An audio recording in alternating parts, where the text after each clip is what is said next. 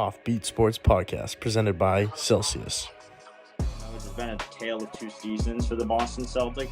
I probably aged about 10 years just from that series. I'd probably compare myself to just a younger, smarter, more handsome, stronger Michael Jordan. Let's go Celtics. Go Patriots.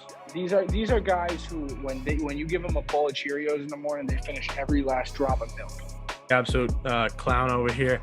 I'm ready when you are, baby.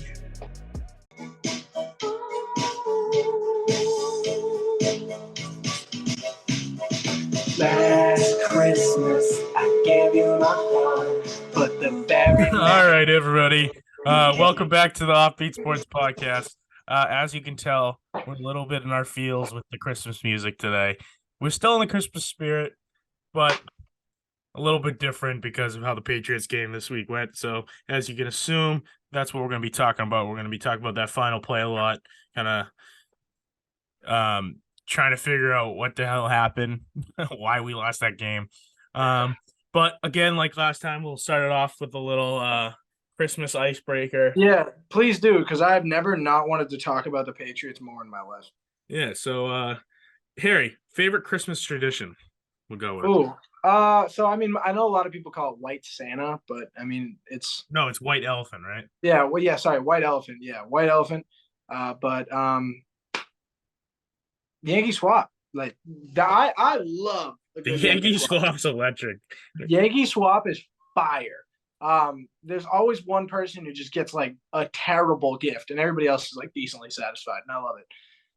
But I do I'm a big Secret Santa guy too. I enjoy Secret Santa. I just got one of my buddies for Secret Santa over here, and I got him a replica model of Inosuke's sword from Demon Slayer, and he was very excited about it. And I got this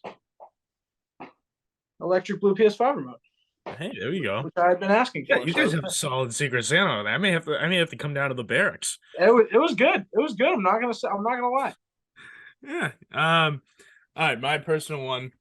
It's a little more sentimental. Every year I make my mom's sauce with her for Christmas, right? And her meatballs. Oh, growing up in an Italian family is something else, man. I used to have that. I used to have that. I used to always cook with my mom, but not too much no more. I mean, granted, I'm in North Carolina and I'm not coming home for Christmas. So yeah, we started making it, or we did make it today. We made so good. The taste test the meatballs and the sauce. So good. It's different. All right, well, let's get. Now that our spirits are high, let's break them down again. Great. Oh, jeez. All right, sorry. Guys, save me from tears. Cancel the Patriots game on Christmas. Yes, please. Oh, jeez. Oh, my goodness. What a game. The ups and downs of emotion. What a horrendous way to not only end the game, but end the last quarter. Dude, we're just gonna ignore the first half because the first half just was not good. It was 17-3. No. Second half, they played freaking awesome. Amazing. They came back down. Hold on. The defense played phenomenal and set up the offense to play good. Actually, that's fair. The offense was still a little bit rough. Pick six kind of helped us and sparked us a little bit, but the offense was better. We were able to get in the end zone off that nice Jacoby Myers long pass, and then set it up for the Ramondre Stevenson long run for a touchdown. Which was the last two things that those two players specifically did well in that game. Yeah, and then we were able to get the 2-point conversion. Yeah, right? We got the 2-point conversion. Yeah, very, very, very controversial touchdown afterwards from the Raiders. I don't want to jump too much into that. A lot of people are saying towing the line. Hold on. I do want to get into that because that is bullshit. Every single angle, you could clearly see that he was on the line. I know, like it wasn't exact, but then there was one angle that you could easily tell. But I know it wasn't like perfect on the other angles. But come on, you can infer that foot was on the line. So this is another reason. Before you get into that, if we hadn't gotten flexed out of Sunday Night Football, we would have had that angle and it would have gotten the call because NBC on the primetime games like Sunday Night Football, they have those sideline angles on the pylons, which, first of all, every game should have that. I don't get why that's I only a don't. primetime thing. Like that would have changed that. Well, that would have been the game. Well, probably, but like that would have made it a completely different game. No, you can. I fully agree with you. But here's the thing. Reason why I don't want to jump too much into that. Yes, I agree with Cross. I think it was out of bounds. His toe is very clearly outside or on the line, I should say. But heat of the moment. That's why a lot of people don't like the under 2 minutes rule. But there's not much we can really do about it now. What I want to mainly focus on is that last play. Now, I know Bill, right? I know Bill. When in the world have you ever seen Bill try and do something like that?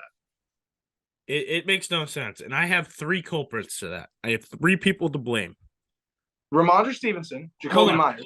Hold on. I'll do it in order on least to blame to most to blame in my 3 culprits. Okay. At least to blame, honestly, I'm going to go Jacoby Myers. I think Jacoby Myers is the least to blame on that. Jacoby Myers should never have been put in that position. And the two above him wouldn't have put him in that position. Jacoby Myers, yes, stupid to pass it back to Mac Jones, which because what's Mac gonna do with it though? Like he passed it to the very last line of defense and Mac Jones. Now, not taking away anything from Mac, I do love Mac, but he has not been good this year at all. Good would be a far-fetched statement to put Mac in that category, but there is no right reason why to pass that back. But Jacoby Myers never should have been put in that position. No, but yet the reason he's still a culprit though is why are you tossing it all the way back to Mac second or first? First, why are you passing it all the way back to Mac, who is nowhere near where you need to be if you are trying to do that? And second, why are you even if it didn't go straight to Chandler Jones, that was going to be if it was right to Mac, that was still going to be a toss-up between him and Chandler Jones. And guess who's going to win that battle? Chandler Jones. So altogether stupid.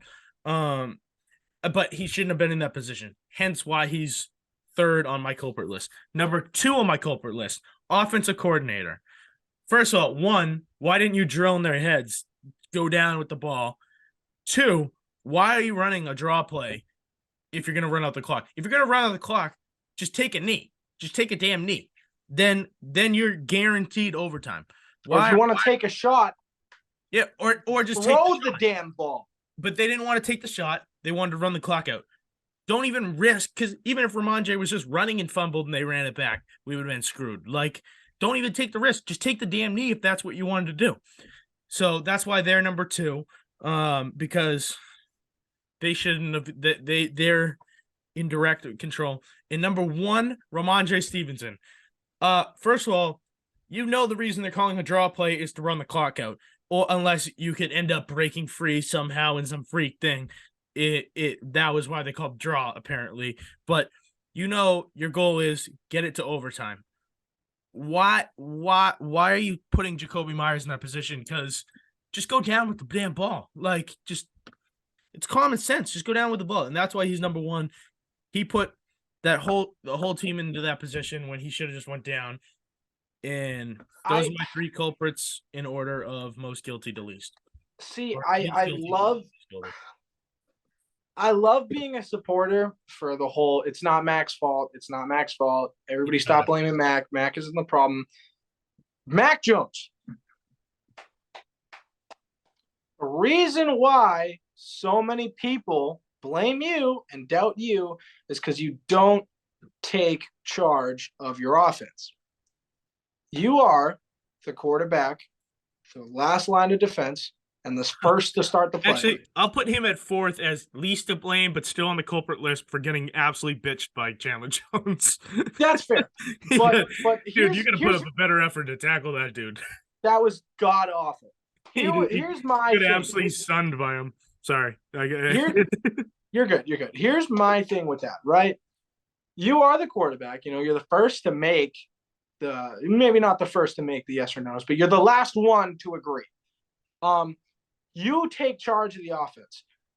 You decide what the play is, not the offensive coordinator. The offensive coordinator says, hey, let's run this play. You see the field. You're on the field. You're looking at the defense. You've been on the field the whole game, seen every play they've ran, seen everything they've done to try and compete against you. And you hear draw, run a draw. Now you think two things. As a quarterback of your team, you hear draw. Okay.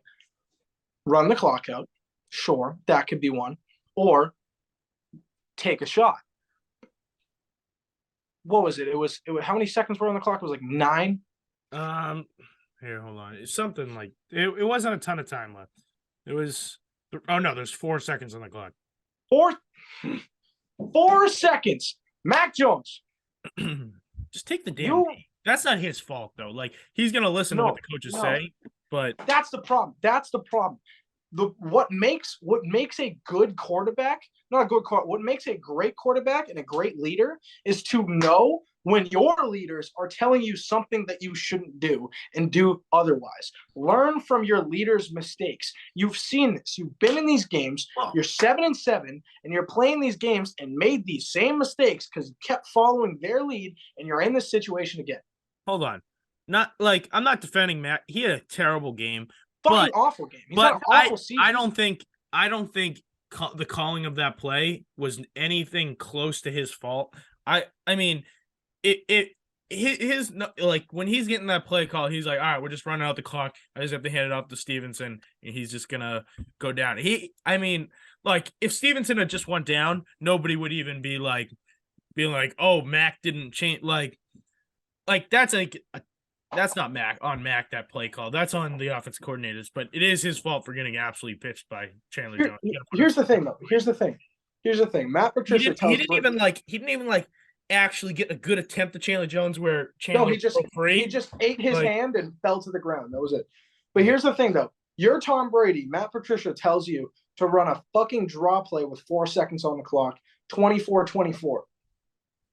But that happens all the time, though. Like, here's the thing: run out clocks with draw plays. But like, again, stupid call. But like, also, but you can't expect Mac to be like, all right, I'm gonna change the play call here because it's a stupid play. I fully do.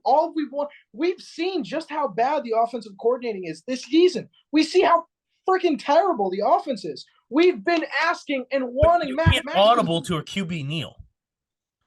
It's not like. You most certainly can. If they want to run the clock, if they want to run the clock, and you right there you audible kneel, and you're like, and you're pissing off your coach, you're pissing off your shitty coach, but you're pissing off your coach. Like they're just like they have Zappy waiting to go. Like that he's not gonna be like he'll stick up for himself when like in the middle of the game, but like in that situation, he's like, fine, I'll just hand it off and we'll run the clock out. Like nobody's thinking, oh, he's gonna toss it back and lateral it for no reason. That's I have high beliefs that this is Mac's last year as the starting quarterback for the Patriots. No, they're gonna give him one more chance. I don't think so. Okay. Mac Jones has not had a good season. In no way am I defending his season, but no one's gonna make a big decision to bench him or get rid of him over a season with a shitty offensive line and a non-existent offensive coordinator. They're not going to make the decision to get rid of him. A first-round pick over that. If he was like a 6th-round pick, oh yeah, for sure.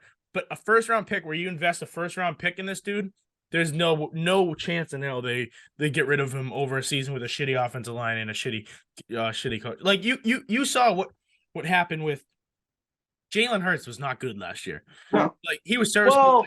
Well, that's debatable. Jalen Hurts was good. Jalen Hurts was good, but he was not like MVP level like he's playing right now. No, but they went out and they put a great offensive line in front of him and great receivers with him, and it completely changed his game. Not saying Max is good as him and can take that step, but it's pretty evident that like if you invest a high pick in someone, you're not gonna just dump them because of one bad season. And plus, QBs don't really come into their own until their third season anyway. Like the second season's important, but you also don't see a huge jump until the third. Hence, Jalen Hurts. This is Jalen Hurts' third season, right? Yes. Yeah. So, I mean, I don't think they're gonna like. Well, He's gonna be the start. He's going to be unless we get Tom Brady back or Jimmy G, which I don't think we will. He's gonna be the starting QB week 1. They're not gonna draft someone unless they pick up and sign a better QB. They're not gonna draft someone to take a spot. He's gonna be. But I think that's a better option. But, there is a high trade. There's a high trade appeal for both Mac Jones and Zappy. Both teams have. I think they've played themselves into a hole this year. Well, Mac has, but like Mac has.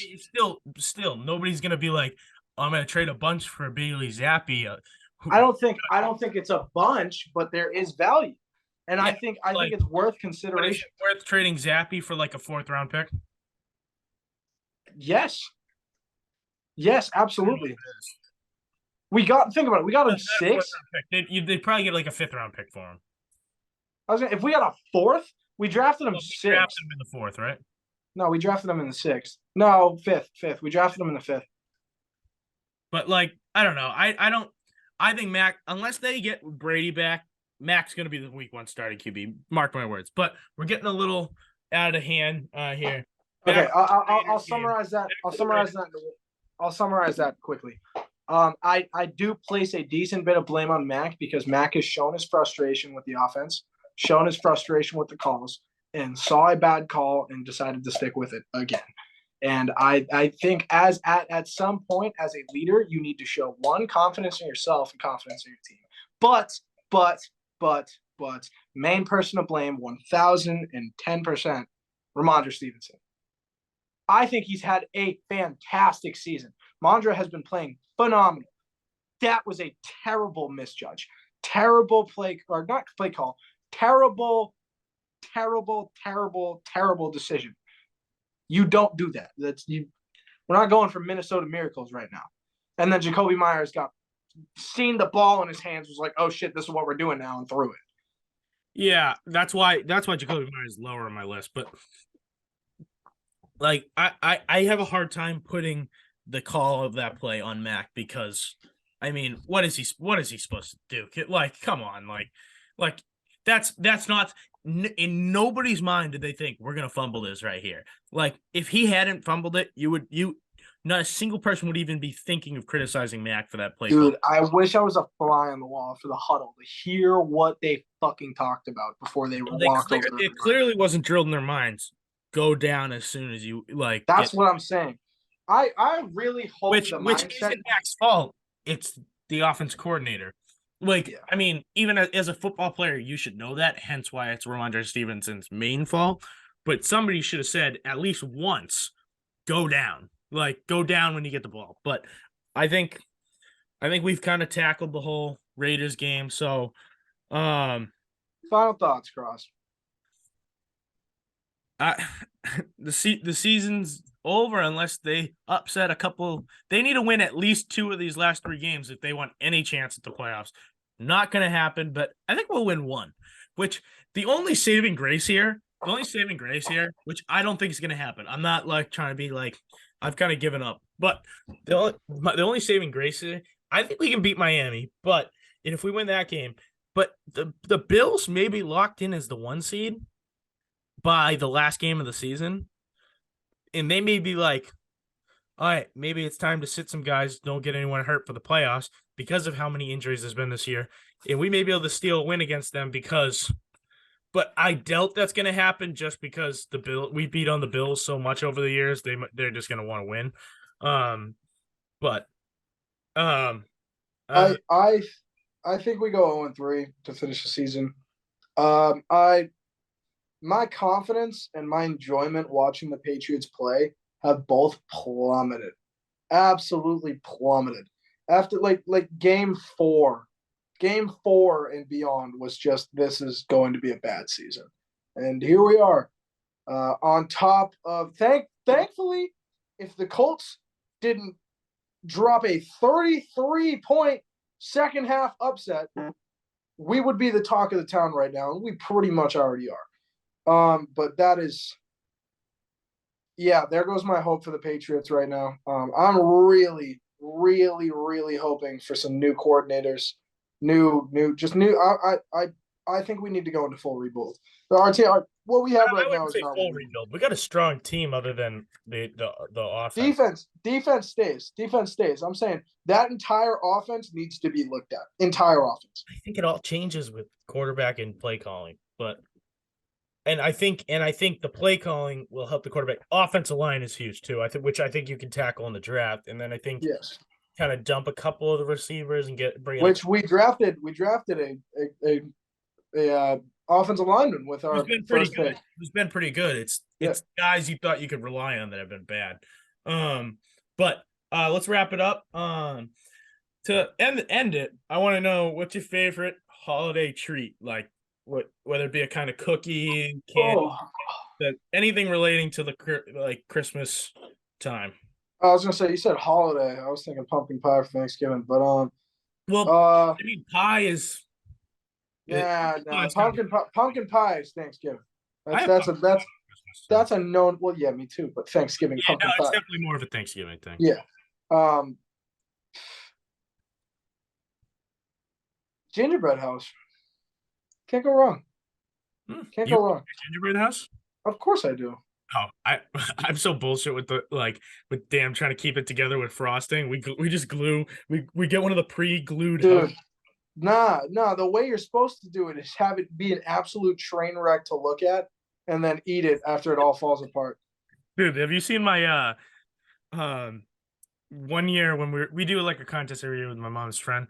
On the back of my house, I took the clown Vosi thing and I recreated it with candy. Oh, that's funny. I'm gonna have to pull that up. That's so. I look massive right now. Oh. My favorite holiday treat. Oh, this is a tough one. It's a really tough question because I can't really think of them until I get them. But my number one, candy canes are kind of a classic. But I'll probably go with these cookies my mom makes. She takes the Christmas cookies slap. She takes the mint Oreos, and she dips half of them in chocolate, and then puts like little crumbles of candy canes on the chocolate. Oh, it's so good. Bro, underrated Christmas treat. You know those like Walmart brand tiny sugar cookies? Like that have like the Santa on them, or like the Halloween ones have the like little ghost on them. Those? Oh my god. Slap. The Pillsbury cookies. Yes. Those so slap. Oh my god. Those are gas. Every time my little sister's like, "Oh, I'm making cookies." I'm like, "Oh, nice. What are you making?" I look and I see her pull out those 2 little boxes. I'm like, "Yo, let me know when they're done." Let me know when they're done. She'll wake up the next morning, there'll be 2 left. Like, give me those. All right. Thanks everyone for sticking with us. Harry. We needed those holiday stuff to kind of pep us up after that depressing Raiders Patriots conversation. Yeah, it was quite awful. Quite awful. At least it was one of our friends, Chandler Jones, who did it to us. Yeah. Thanks, Chandler. Yeah. We'll wrap it up. Thanks everyone for watching and listening. Be sure to check us out on Instagram at OffBeat Sports. Harry, you want to plug the TikTok? Yeah. So just posted a new one where I forgot who TJ Hawkinson went to again. Second time. Second time. Posted one and I long story short, I thought he was on the Lions, and then comments raged at me. And then I posted another one, got the Vikings, and for the tight end, I picked Herb Smith. And everybody's like, and to make it better, at the start of the video, I was like, since everybody's mad at me, I forgot about who TJ Hawkinson went to. And then immediately get the Vikings and say Herb Smith, and the whole comment section roasted me again. But OffBeat Sports on TikTok. Go check it out. Thank you guys so much for watching. I've been Harry. And I've been Cross. Throw us a subscribe, and and we'll see you next time on OffBeat Sports. Call them all Texas.